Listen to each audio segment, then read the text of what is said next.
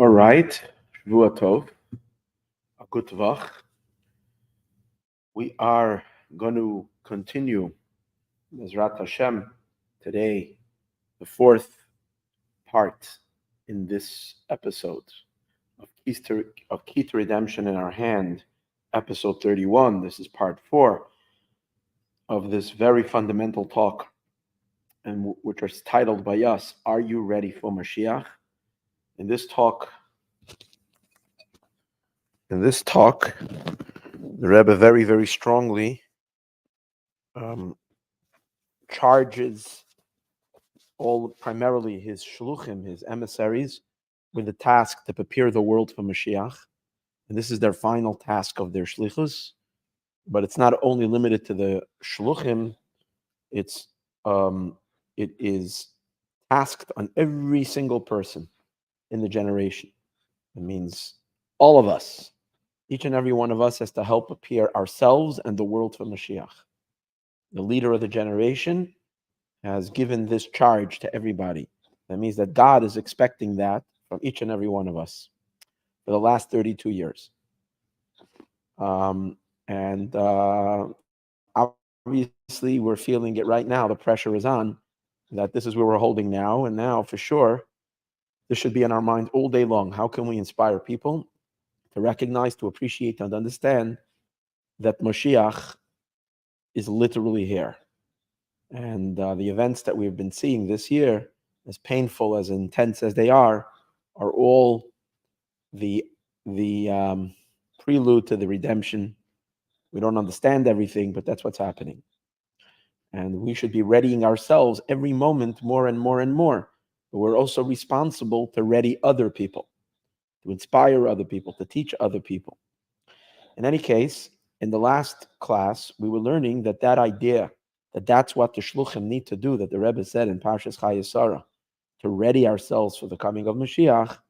He explains that this is not just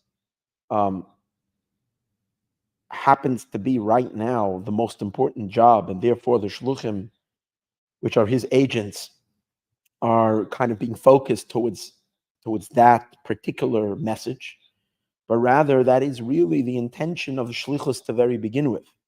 In other words, the very, very foundation of the entire shlichus entity, which started in Chabad in the 1940s by the previous Rebbe, and then continued on in 1950 by the Lubavitcher Rebbe, and then became this massive world organization that has such effect on the Jewish people, that from the very get-go, it was really about bringing Mashiach. Because Mashiach himself, the Rebbe says, is a shaliach. We learned earlier, we find that Moshe Rabbeinu, when Moshe asks Hashem,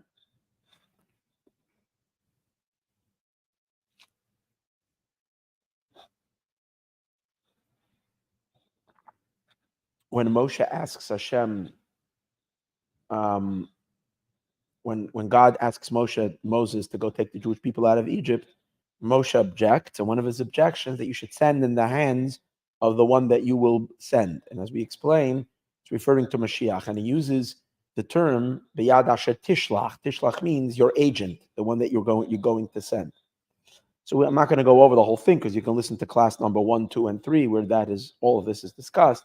But the main thing the Rebbe derives from there is that Mashiach is a shliach, and that Moshe, and the point of Moshe's request was that he wanted to connect his mission, because he was also on a mission to redeem the Jewish people, that the two missions of the first Redeemer and the latter Redeemer should become intertwined and interlooped one with the other. That Moshe's mission to take the Jewish people out of Egypt should be the beginning of the future redemption, and that Mashiach should be the conclusion of the first redemption, and that the energies of Moshe and the energies of Mashiach should become fused together. And as we're going to understand the significance of that is in today's class. We also learned that this cosmic shlichus, this most important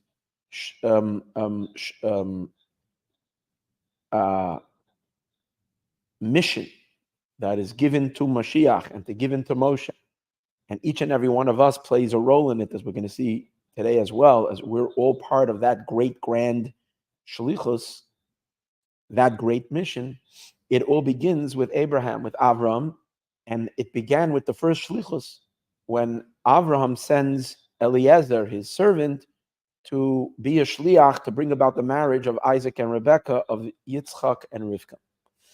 And the Rebbe proved, it was a whole discussion we had in the previous class, that we could learn that maybe he wasn't a shliach, maybe he was just a shadchan, maybe he was just a matchmaker. And the Rebbe proves that no, he was a shliach, and really that shlichus is really the root of all shlichus. That was like the opening shlichus. It was the mission, and it was the first time someone acted as an agent. And we learned in the last class the significance of him being sent as an agent, in which the point of an agent is that the agent is not an entity unto himself. The agent is working completely and entirely for the interests of the one that he is working for. Not like a matchmaker who is an independent being who has personal interests and is just suggesting a nice match or maybe helping out with a match and so on and so forth. The difference between an employee who, to a certain degree, is completely devoted to the work that the employer is sending him, or rather a freelancer, someone who works for himself and he's just taking on a job. And obviously, a freelancer has much more independence. So the shliach, what we're emphasizing over here, is shliach is not that way. The shliach is completely devoted to the interests of the one that's sending him, so much so that he becomes, and he has power of attorney, which means the power to execute things, documents, agreements, and be held accountable, and make the one who sends him be subjected to the deeds and the actions of the shliach. And the reason is because the shliach somehow becomes unattachable and becomes a part of the one who sent him.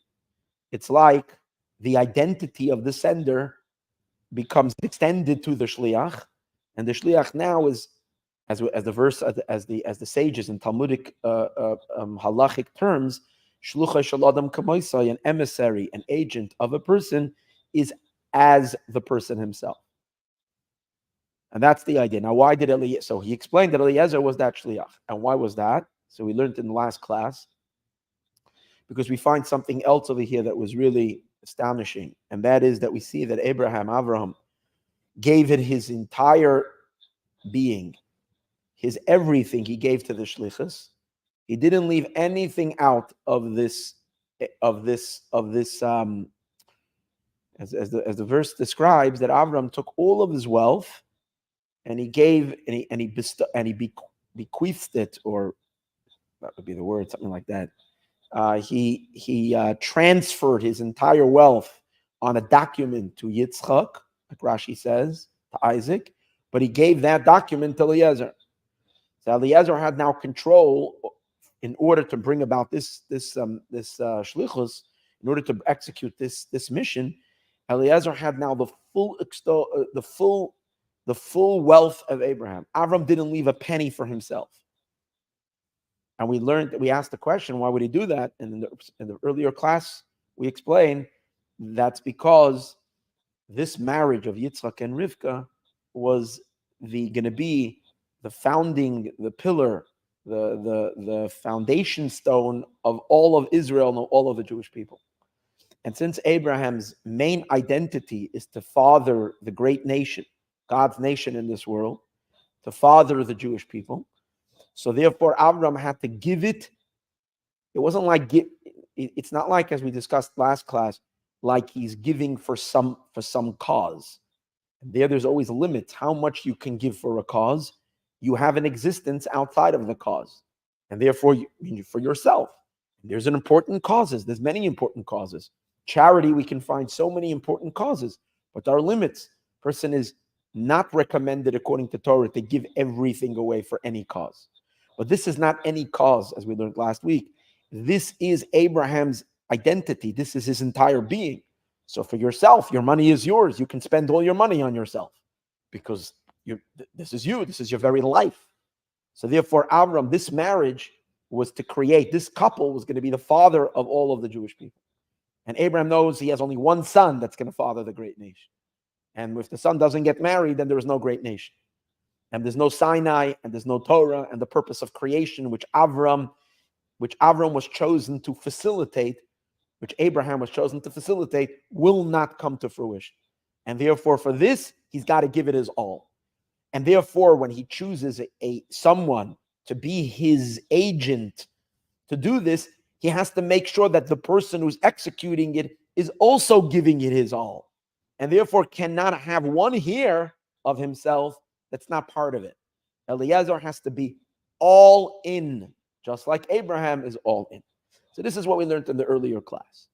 We also began to explain, this was the next idea in the talk, that really, spiritually, it also is on a deeper level.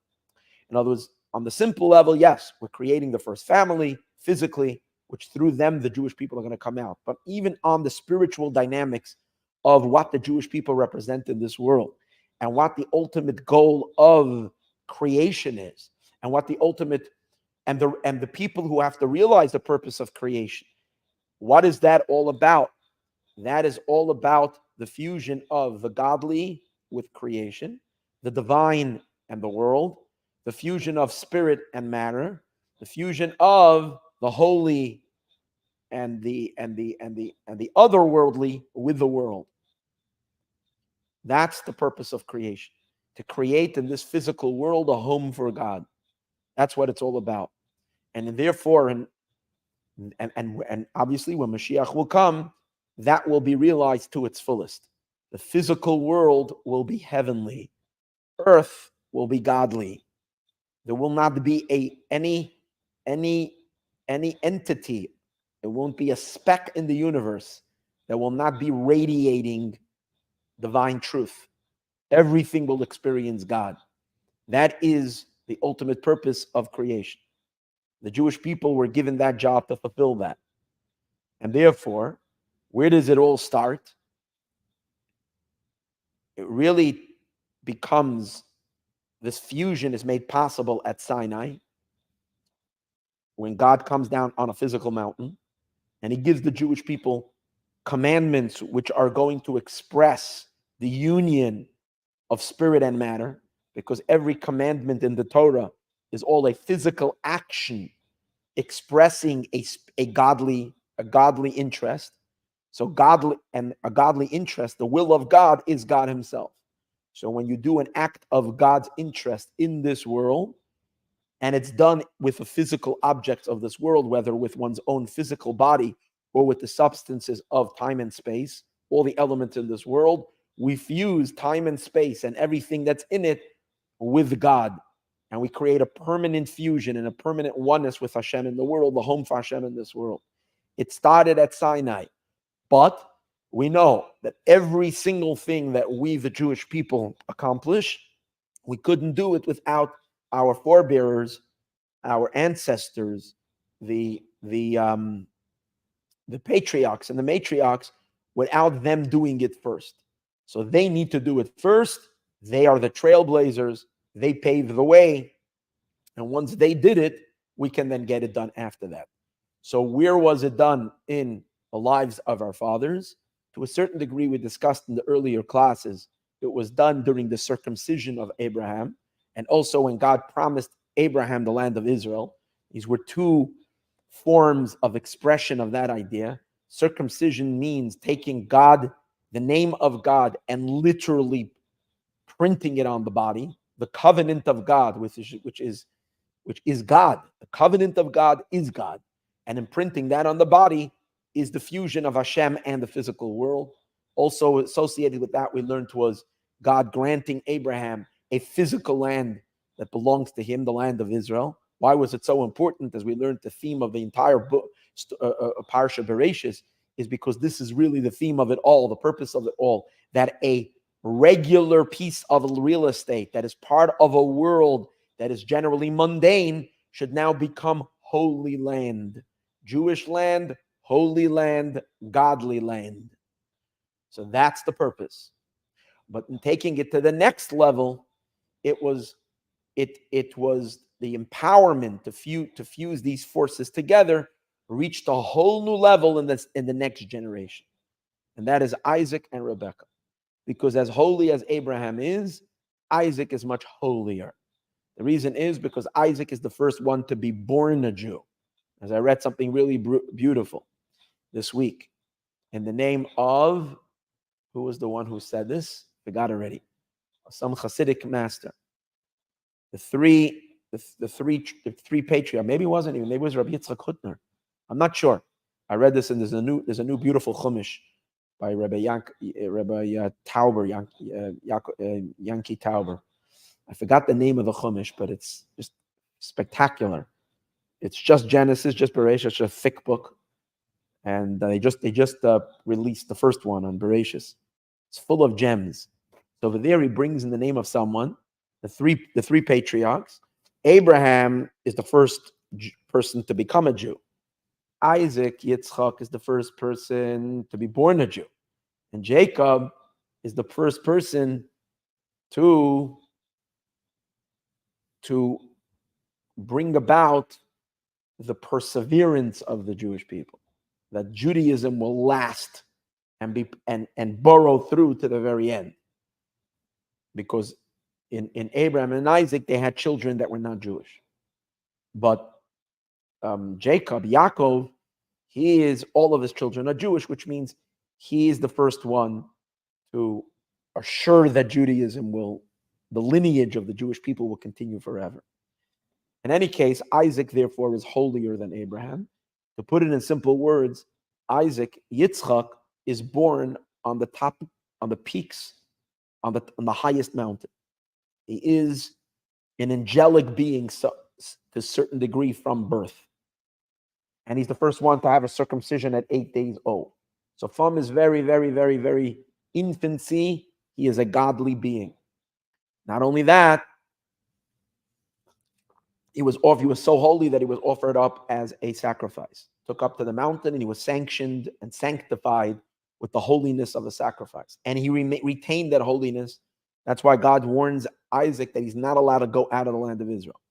He has to stay in the land of Israel. Abraham also, when he's seeking a wife, like the story that we're learning now, to seek a wife for Yitzchak, he warns Eliezer, don't you dare take my son. If the girl doesn't want to come, don't you dare bring my son outside of the land of Israel. My son Isaac, he's the holy of holies. So Isaac is very holy. Rebekah, Rivka, she's also a big Rebbitzin. She becomes the matriarch of the Jewish people, but she didn't begin that way. She wasn't born to righteous people. She was born in a wicked family full of wicked people, and a very, very, very unholy and in a very contaminated environment. She is a rose amongst the thorns. So she represents the divine potential that is buried in earth. Isaac represents godly light that is coming from above, pure godliness. Isaac represents heaven, and Rebekah represents earth. And taking these two people, Isaac and Rebekah, and overnight, didn't take long. It wasn't like Rebekah then was plucked from the darkness and that she needed to go through a deprogramming and a washing and some kind of a spiritual cleansing that you might say should have taken her a couple of years until she would be worthy to be able to marry Isaac, who's such a tzaddik. And he's already 40 years old at that time, and he's climbed the ladders from when he was born on top of the mountain. Can you imagine how high he reached through his 40 years of the deepest, educated by Abraham and Sarah, and then grown higher and higher and higher to the peaks of unimaginable greatness? And Rebekah, she's just a little girl, and she's coming from a very corrupted environment. Overnight, they were married, they were a husband and wife, and they become one flesh. They become one spirit and one flesh. That personifies the union of heaven and earth. At that moment, the Torah was given in a nutshell. The seeds of the giving of the Torah, because that's what the Torah is. In 1 minute, you can take earth and merge it to become one with heaven. A physical entity can become actually, literally a piece of God. when we do a mitzvah with it. How can that happen? It's an infinite elevation. The power of the giving of the Torah, power of the mitzvot. And who initiated this? Where did it start? This was the enormity of Eliezer's mission. Eliezer's mission to bring about this marriage of Yitzchak and Rivka is the fusion of the Hashem and the world, of God and the world. And that's the reason why this marriage is everything. This marriage is the entire purpose of Israel and the entire purpose of creation. And that's the reason why Abraham is going to give it all that he's got. Everything. Now, it's very important over here that we introduce the Cabalistic terms for this phenomenal idea. The Rebbe is now going to run with a certain Cabalistic formula. And he describes it that the marriage of Yitzchak and Rivka is considered, according to the mystics, the union of Ma and Ban. What is Ma and Ban? Briefly, you can study about this. Hundreds and hundreds of discourses. So much Chassidus, so many pages of Kabbalah and mysticism discuss these concepts. But in a nutshell, Ma and Ban are two names of God. Ma, both of them are derived. Let me say what the literal meaning Ma and Ban is. Ma and Ban are two numbers. Ma is 45 and Ban is 52. They represent two dynamics of divine energies. These numbers are the numeric value of God's name. Hashem's name equals 26. The Yud Kei Vav Kei, the Tetragrammaton, equals 26. However, there are hidden letters that are not on the surface. But when you look deeper into the four letters of God's name, just like there are hidden letters, just like every letter has hidden letters. So if you have the first letter of the Hebrew alphabet is Aleph. So when you look at an Aleph, you only see the letter Aleph, the design of an Aleph, right? That's an Aleph. But the word Aleph, if you say the word Aleph, you hear that there's other letters there. Aleph, Lamed, Pei. There's more letters. So these are called hidden letters. It's called the Miloi, the filling letters. So Yud Kei Vav Kei has hidden letters. But the spelling can be spelled in various ways. There are four different ways of how to spell the hidden letters of the Yud Kei Vav Kei, which result in four. If the letters that are hidden, this is a mystical concept. If the letters that are hidden are exchanged, and being that every letter is a different number, the resultant adding up is going to result with another number for God's name. So if you fill God's name with Alephs, then your numeric, not every letter, but you fill the Vav with an Aleph, and the two Heys are spelled Hey, Aleph, the numeric value of that is going to be 45. If you fill God's names with Heys, the Vav is obviously not going to have a Hey, because you can't stick a Hey inside the Vav, so the Vav is just going to be Vav, but the two Heys of Hashem's name in God's name are going to be filled with each one with another Hey, then the numeric value of that is going to be 52. There was another two numbers that it can be, but we're not going to, but in this talk, he's not talking about it. He's speaking about two names of God. One is 45, which the Hebrew letter for 45 is Mem. The Hebrew letters are Mem, Hey. Mem is 40, Hey is 5. And that is called the name of God of 45. There's another name of God, which is 52. That's, as we said earlier, when we fill it with Heys, then it's 52. When we fill them with Alephs, then it's 45. 45 is called Shem Ma, because Ma is Mem Hey, and 52 is called Shem Ban, because 52 is Nun Beis, is 52. So we spell it backwards, Ban, Beis, Nun, 52.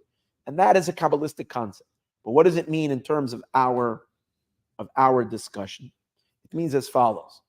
The name of 45 represents, again, very general speaking, an energy flow of God that flows directly from Hashem without any concealments, without any blockages. So these projected lights are very, very much completely one with God. And they are very in tune with their source. And if the name Ma these energies produce something, whoever that being is going to be a being that is fully cognizant to the deepest and highest levels of God's power, and that it is nothing other than a projection of God. And therefore, it will cry out about itself that I am Ma, I am what? Ma, in addition to being 45, also is a word that means what. It creates a reality of what. What is the reality of what? It means the most humble of existence. It says about Moses that Moses said about himself, I am what? Which means I am identityless. I am nobody. Because even though he's the greatest human being, but he is so sharply aware that there is nothing to him other than the divine input. So he's nothing. It's just a flow of God. God is everything. So he's a flow of God's light. So any creature being who is receiving a flow of God's light that is not filtered, that is coming without concealments, that's the energy of Ma, the energy of 45. So the energies of 45 generally create the supernal worlds above that melt completely into God. In other words, the realms of holiness in general are considered the product of the name of Ma. Okay? So Isaac, for instance, who was born on the highest levels of divine consciousness, he's the son of Avraham and Yitzchak. And by the way, Avram, in his name, if you take the word Avram, the Rebbe doesn't say it in the Sikha here and the talk over here, but it's in many places in Chassidus. You take the word Abraham and you break it up, you get the word Aver Ma, which means the limb of 45. Meaning to say Abraham's very existence was a channel for 45 energy.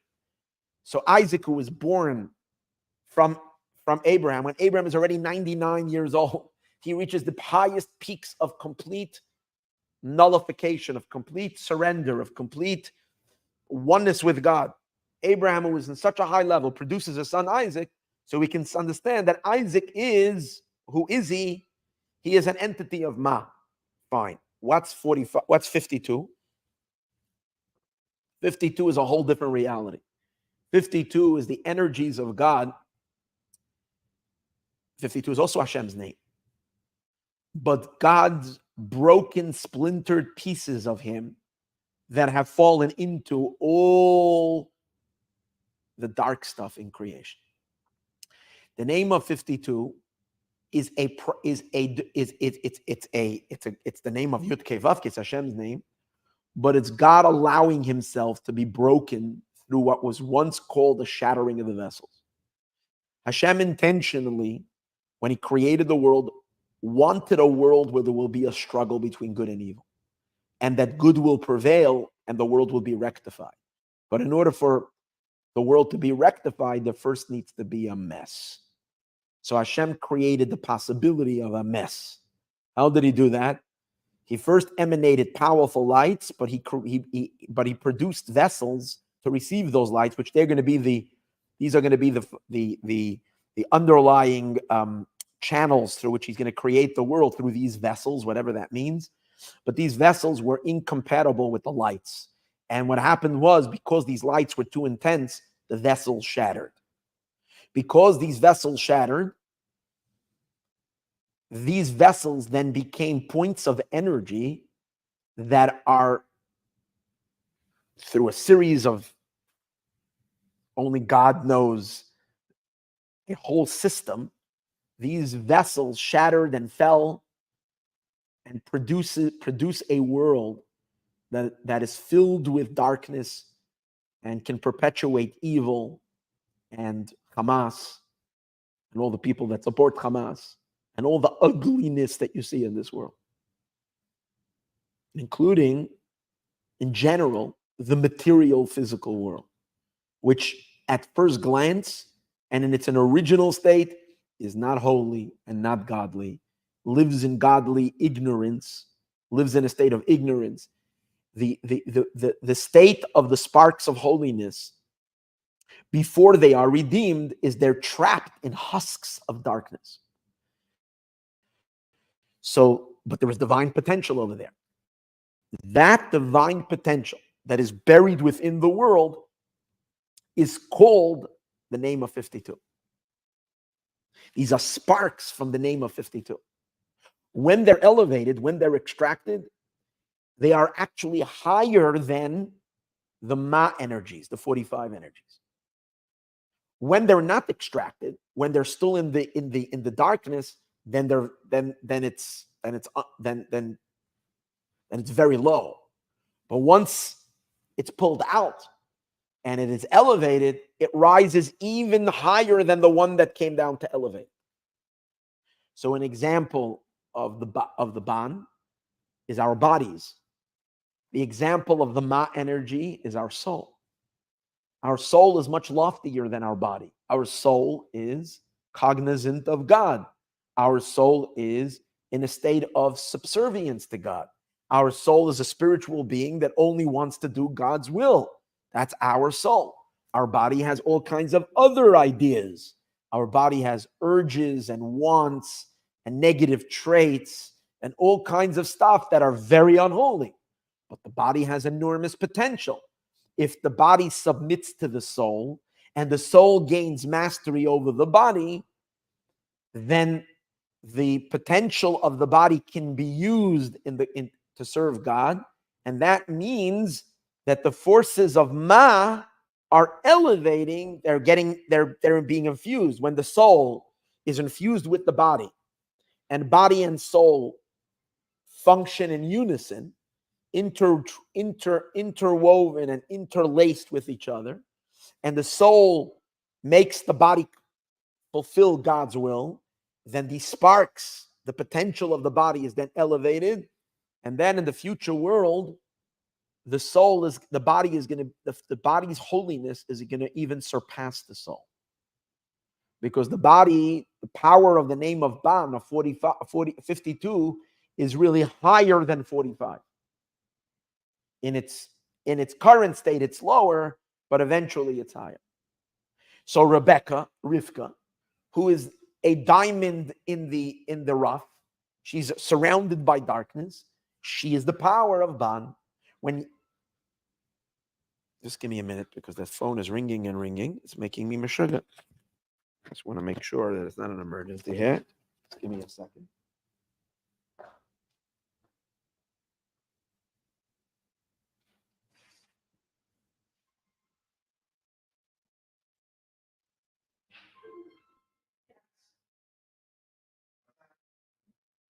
Oh,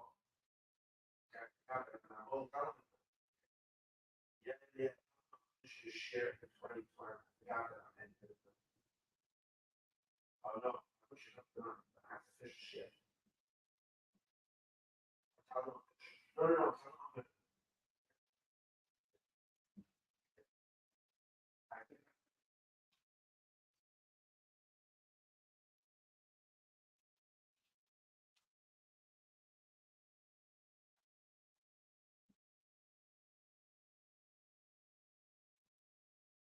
I remember the chunk of the meeting at 9 and I forgot minutes. Class. Okay, so if you want to come to 9 at 9:30, let's do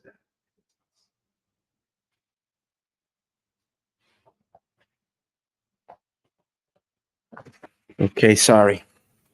Okay, so this diffusion of Ma and Ban needs to unify together, and that is the marriage of Yitzchak and Rivka as they. So now we understand that these two dynamics is the purpose of all of creation. Eliezer is the one who needs to facilitate this fusion of Ma and Ban. That's why very interesting. The Rebbe says that when Eliezer introduces who he is, he says, I am a servant of Abraham. That's how he opens his statement. When he comes to the house and they ask him, tell us your story. What are you all about? You came over here with 10 camels. What's this all about? He says, I am a servant of Abraham. What's the emphasis? What's the meaning of I am a servant of Abraham? The meaning of that is, the statement of that is, that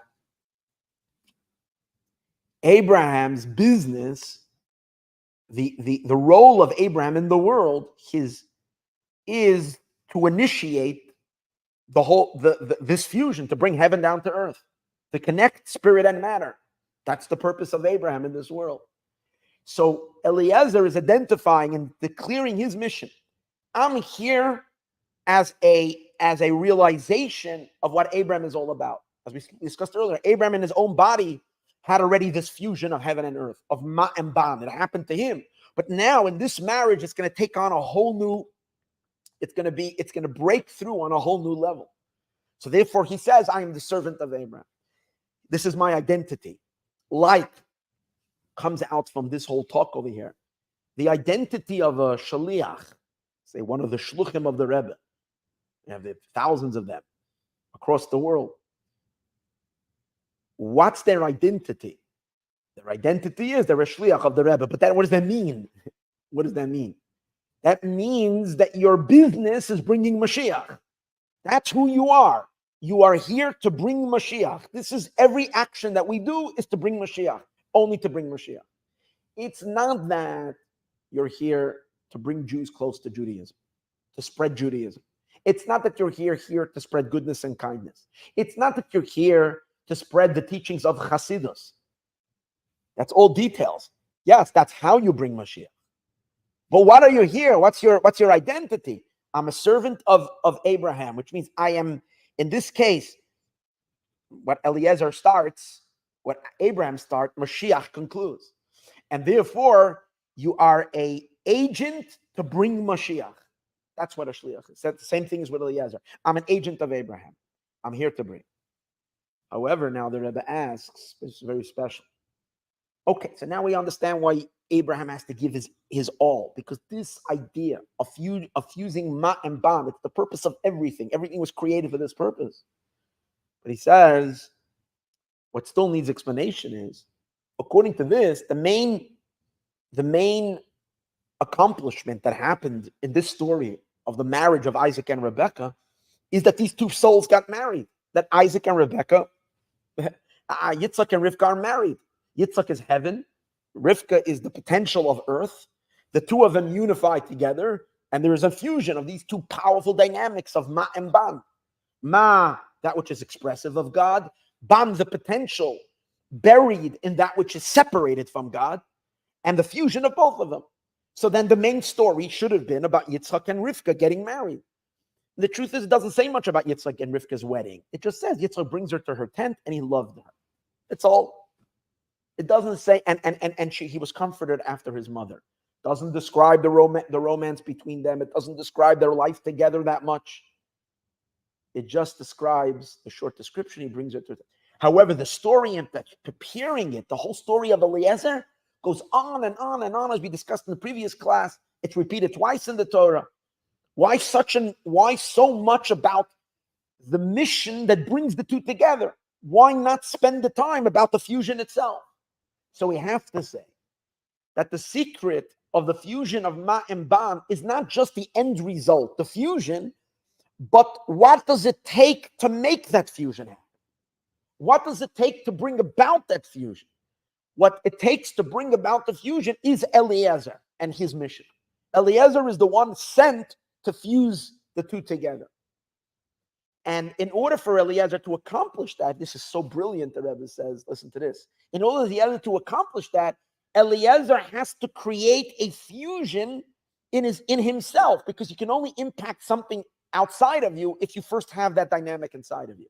So Eliezer has to first bring about within himself this fusion of Ma and Ban. What is that? The being on the one hand one with God, and being on the other hand separated, and taking a separateness and attaching it. That's the whole idea. So how does it play out in Eliezer?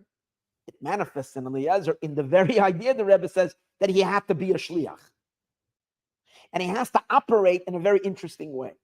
On the one hand, because he's a shliach, in other words, The role that he is given is to be a shliach, because the shliach is the perfect fusion of these two powers, of being both unified with the one who's sending you, but also separate.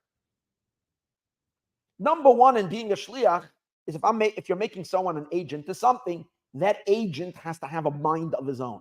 You cannot make a minor a shliach, because a minor is not considered that he has a developed mind. You have to be, according to Torah, an adult, a girl 12 years old, a boy 13 years old. That's the age of adulthood where you consider to have a mind, you're a thinking person. Now, if I'm making you an agent, that means you're working on my behalf, and I have a mind, so why do you have to have a mind? You're just working on my behalf. The answer is no, you can't make a shliach. When you're making a shliach, you're appointing an emissary, you're appointing an agent, you have to appoint someone who is a being unto himself. He's not you. He has a mind to his own. He has an understanding. He maybe has interests of his own and a life of his own, his or her own. That's on the one hand. But on the other hand, the shliach needs to exit themselves and completely devote themselves, in as much within the context of this shlichus, within the work that they're doing now on behalf of the other. They have to completely devote themselves to the interests of the one that's sending them, without any personal gain or personal motive that is driving them. If they have personal interests, and therefore when they're doing what they're doing, they're not doing it to the fullest based on the will and the interest and the well-being of the one who's sending them, then they cease to be an agent. That's why if an agent changes a little bit from the explicit direction that the person sent them, then they become invalid. Their actions are no more considered valid, and the person who sent them is not bound by the contract that they signed. If you appoint the power of attorney and you explicitly gave them a certain guideline based on what you're interested in, and they violated that, they lose their authority as power of attorney. They don't have that power anymore. An agent is only an agent as long as he's acting on behalf of what the person sent him for. So on the one hand, the person is someone else. Not again, you're not sending yourself. A shliach is not even your child. It's a stranger. It's a being who's completely independent. But yet that being who's completely independent now becomes hitched up with you to the point that they become part of you. They surrender themselves completely to your interest. But that doesn't mean that they don't retain any more a self. They retain a self, because when you're sending the agent, you don't have to spell out exactly how, what, and where, and when. You can leave the decisions to that person. Just like to an attorney, when you make them, you leave them the power to decide what's good, what's best for you. They have to be acting for your interest, but they can use their own mind in figuring out what's good for you. What is that? That's a fusion of separateness and yet oneness. So since Eliezer now was going to bring about the first fusion of heaven and earth, of these two energies, of the energy of being one with God, but with something that is separated, and yet bringing the separation into the oneness. So Eliezer himself had to have that duality within himself, those two elements. That's why he had to be a shliach. And that's why Abraham bestowed an oath upon him, very strongly, exactly what his interests are. You to go there, find someone from a family, and so on and so forth, make sure it's the right person for my son. But the actual doing, Eliezer did on his own, which means he had to make decisions on his own. He prayed on his own. He made a sign on his own. Abraham didn't tell him what the sign would be. He had to figure it out to the best of his knowledge, what would be the best way to fulfill the interest of his master. And he actually brought about the results were on the highest level of perfection. He accomplished it 100%. By being what? By himself being that fusion. Now the Rebbe says, so this applies to each and every one of us, in terms of we're all, as we said earlier, we're all agents to fuse heaven and earth, to bring about the unity of Ma and Ban. Being that we're the agents, as a shliach, we too constitute these two things, these two powers. Our soul is a piece of God from above. It's melted in divine truth. It has no beingness of itself. It is completely one with Hashem. It's the Ma energy inside of us. Our bodies have a mind of their own. Our body itself is a body. A body doesn't feel much. But when the soul comes into the body, when God drops the soul down through the various different levels of world and puts it into a body, the soul now starts becoming influenced by the body. The body is not necessarily holy. The body on its own doesn't gravitate to God's will. Quite on the contrary, the body naturally gravitates to self-fulfillment, to selfish things. And a lot of times those selfish things completely contradict God's will, and the soul has to struggle. But what the soul has to do is the soul has to overpower the body. And to live a Jewish life means to live a life where our soul is dominating over our body. Our spiritual drives and our spiritual mission overcomes the instinctive animalistic urges and drives of the body, and the soul has to uplift the body, and with the body the soul is going to do God's will, and ultimately what it means is that there shouldn't be any experience that is considered pure body. Everything in our life should be a mergence of soul and body where the soul dominates. That's the fusion of Ma and Ban. And when we do that within ourselves, then we can be impactful in the world. And then everything we touch, we can draw down through the mitzvah that we do. The lights of Hashem should connect to the physical sparks, to the physical material of the world with the sparks that are in them, and fuse the two together. So as a shliach, and that's why what characterizes each and every one of us during our physical lifetime in this world is that we are a shliach of Hashem. We are all emissaries of God. We are agents of God. Because the agent is that phenomenon that is represented in the fusion of body and soul. Body is the ban part, is the part that's the worldly part, the separated element from God. Soul is the attached part, and the fusion of the soul and the body and the ramifications that come from this fusion is the purpose of creation. Now we'll also understand, as we mentioned earlier, why Abraham puts his everything into it, because this fusion is the purpose of this. This incorporates everything in all of history. This incorporates all of the cosmos. Every element in all of eternity, from the beginning of time to the end of time, is connected to this fusion. And then he says in chapter 8, based on this, we'll find something very interesting. This whole concept that the marriage of Eliezer, that Yitzchak and Rivka, of Isaac and Rebekah, is this fusion of these two divine names, of these two divine powers. It's interesting that it's a teaching of the Alter Rebbe. However, this teaching of the Alter Rebbe is not stated in Parshas Chayei Sarah, but rather it is stated in Likutei Torah, and in the end portion of all the way in the end of the book of Likutei Torah. Now, Likutei Torah is a book of Hasidic discourses on the three latter parts of the Torah: Vayikra, Leviticus, Bamidbar, Numbers, and Dvarim, Deuteronomy. This story of Isaac and Rebekah is in Genesis, is in Bereshis. So why does the Alter Rebbe stick it in? It's in the last Torah portion in Parshas Vezos HaBracha, which is the last Torah portion in Deuteronomy, which we read on Simchas Torah. That's where he talks about this union of Yitzchak and Rivka through Eliezer and the importance of this mission. Why does he wait? Why does he put it all the way over there? It should have been in this week's Torah portion, not this week, Parshas Chayei Sarah. That's where it should have been placed. But the Rebbe says this is why the Alter Rebbe put it there, because that's really the purpose of all of creation. The purpose, the end of the book, the Rebbe says, represents the sum totality of everything that we've done, summarizing all of Judaism, summarizing all the tasks of all the generations together. Where is it all heading to?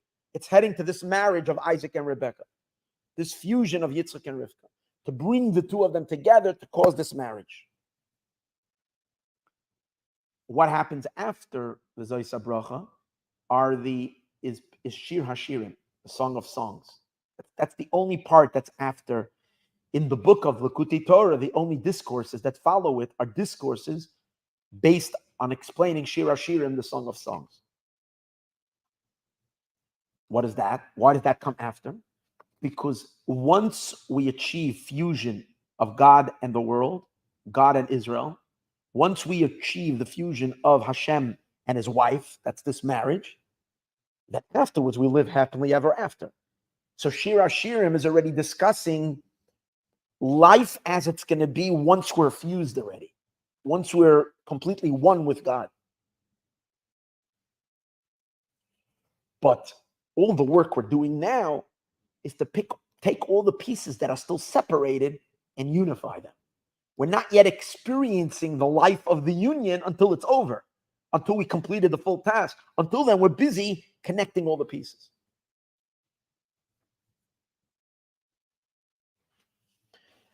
The Rebbe connects it also to the beginning of Likutei Torah. The beginning of Likutei Torah, the first discourse on Likutei Torah, which is on Sefer Vayikra,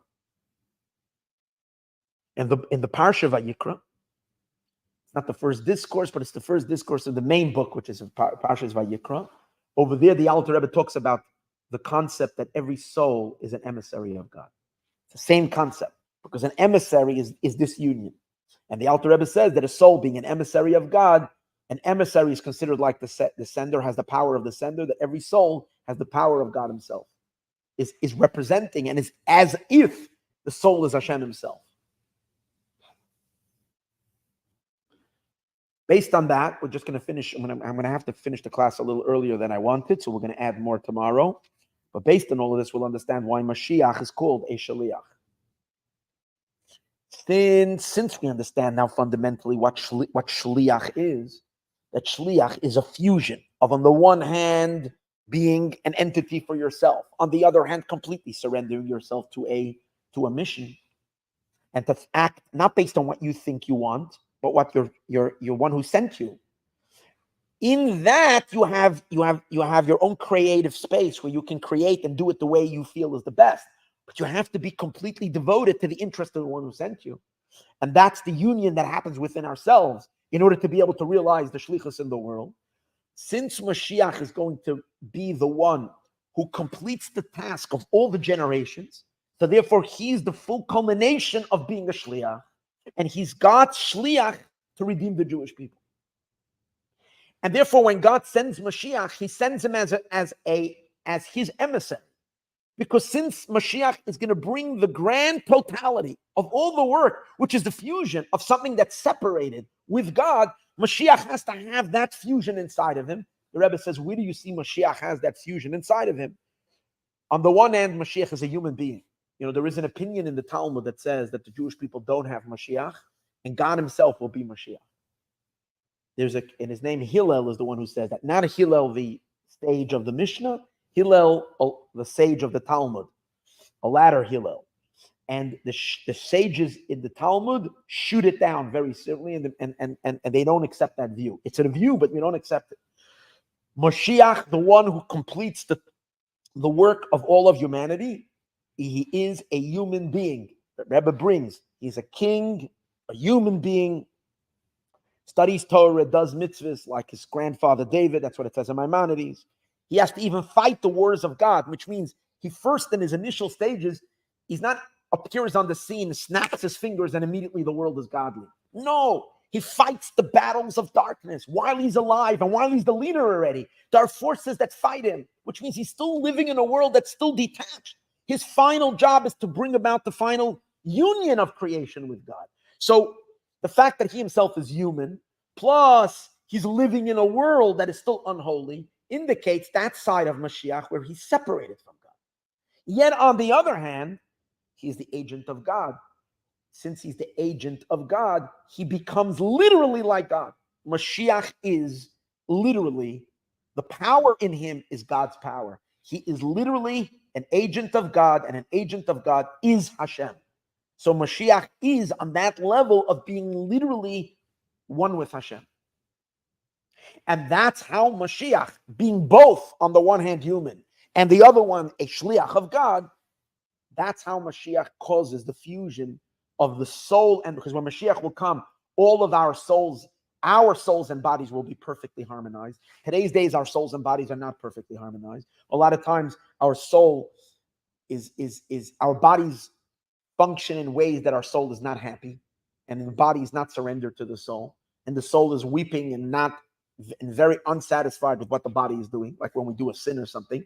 So that caused pain to the soul. So you see there's a lack in harmony. Once Mashiach comes, that won't be possible anymore. Our physical existence will be a complete expression of our soul. And not only that, he's going to unify spirit and matter in the entire world. And in order for him to do that, he himself has to be a shliach.